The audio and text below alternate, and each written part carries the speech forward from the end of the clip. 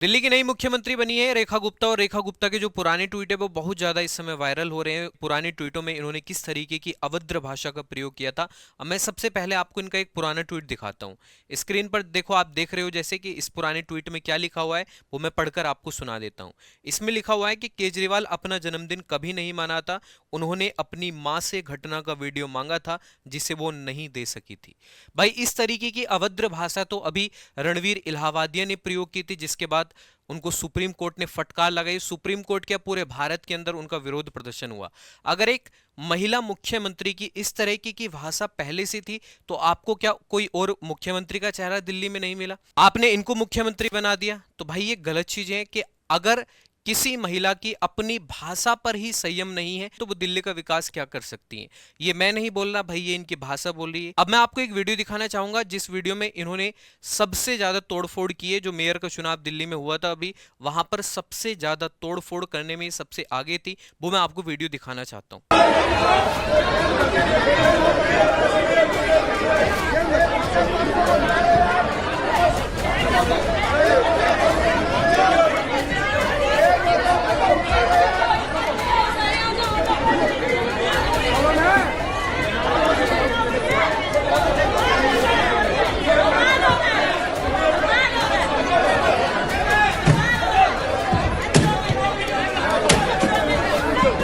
कि आपने ये वीडियो देखा, इसमें सबसे ज्यादा तोड़फोड़ में जो आगे हैं वो कौन है? दिल्ली की मुख्यमंत्री रेखा गुप्ता हैं।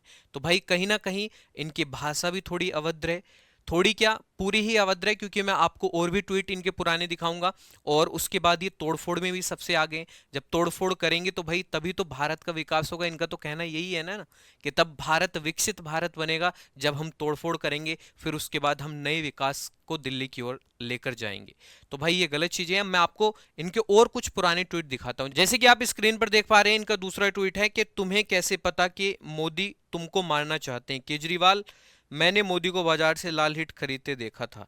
तो भाई ये तो भाई गलत चीजें हैं। मतलब इस तरीके की अगर इनकी भाषा है, पहले इनकी भाषा ये थी, तो अब तो पता नहीं क्या करेंगे, क्योंकि अब तो ये दिल्ली की मुख्यमंत्री है, इनके पास पावर है, अब तो कुछ भी कर सकती हैं। एक ट्वीट इन्होंने किया जो आपकी स्क्रीन पर है कि दिल्ली तेरे बाप की भी नहीं है जो तू यहाँ मुख्यमंत्री बनकर बकवास कर रहा है।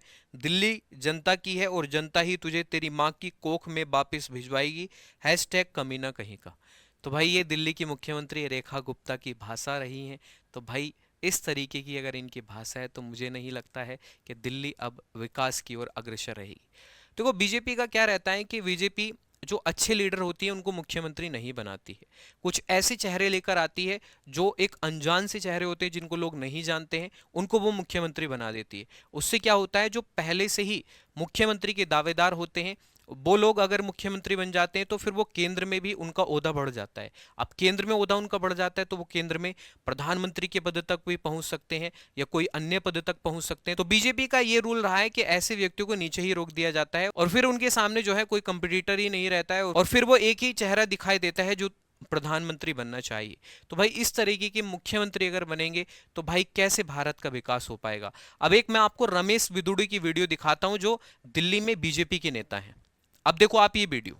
क्यों ले रहे हैं? मोदी साहब सिरे नहीं ले रहे हैं, सिरे ले रहे हैं देश के वैज्ञानिक। ओए बढ़वे, ओए ओए उग्रवादी, सिरे ले रहे हैं। अब रमेश बिदुड़ी बोल रहे होंगे कि भाई अगर गालीबाजी चुनना था तो मुझे चुन लेते, मैं तो भाई बहुत बड़ा गालीबाज हूं।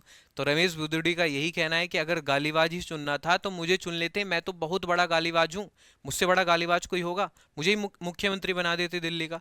अब आप सभी प्यारे भाइयों को बताना है कि जो दिल्ली के मुख्यमंत्री हैं इनके बयान इस तरीके के पहले रहे हैं, क्या दिल्ली में विकास हो सकता है? कमेंट करके जरूर बताएंगे और इस वीडियो को ज़्यादा से ज़्यादा शेयर करेंगे। चैनल पर अगर आप नए हैं तो चैनल को प्यारे भाई जरूर सब्सक्राइब करेंगे। जय हिंद, जय भारत।